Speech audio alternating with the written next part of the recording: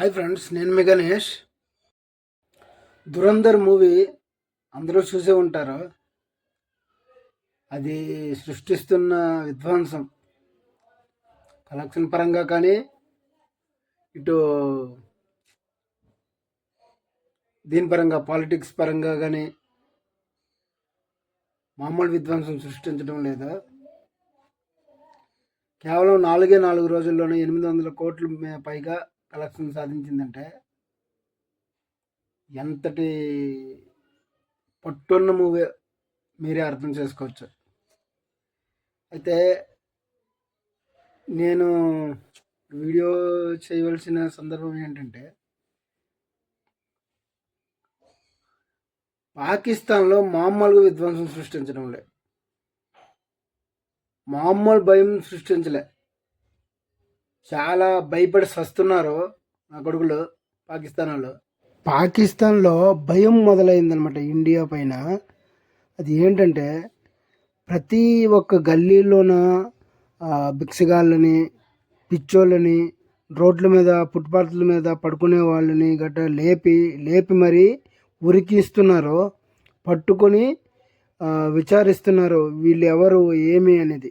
వీళ్ళ భయం ఏమిటంటే, ఇండియా రా ఏజెంట్లు ఇలా పిచ్చోళ్ళ రూపంలో పాకిస్తాన్లో తిరుగుతున్నారని వీళ్ళ భయం.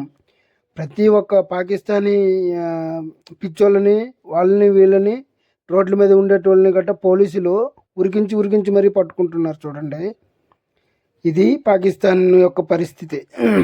వీళ్ళకి ఒక్క సినిమా వల్లనే వీళ్ళకి ఇంత భయం పుట్టితే ఇంకా వీళ్ళు మనతో యుద్ధం ఏం చేస్తారో. వీళ్ళ మాటలు మాత్రం కోటలు దాటుతాయి. అదే ఒక సామెత ఉంది కదా, డాబు డూబే కానీ డబ్బాలో ఉప్పు లేదు అన్నట్టు. వీళ్ళ మేకపోత గాంభీర్యం చూస్తుంటే నవ్వొస్తుంది. ఈ పాకిస్తాన్లో పరిస్థితి కేవలం దురంధర సినిమా ప్రభావం ఇదంతా. ఈ సినిమాని పాకిస్తాన్లో బ్యాన్ చేశారు, అయినా సరే డౌన్లోడ్ చేసుకొని మరీ చూస్తున్నారు, చూసి వణికిపోతున్నారు. సినిమా చూసి పాకిస్తాన్ వెన్నులో వణుకు పుడుతుంది. ఇదిరా మన దురంధర సినిమా సృష్టించిన విధ్వంసం. పాకిస్తాన్లో ఒక సినిమాని చూసి వణుకుతున్నారంటే ఇంకా మనతో వాళ్ళు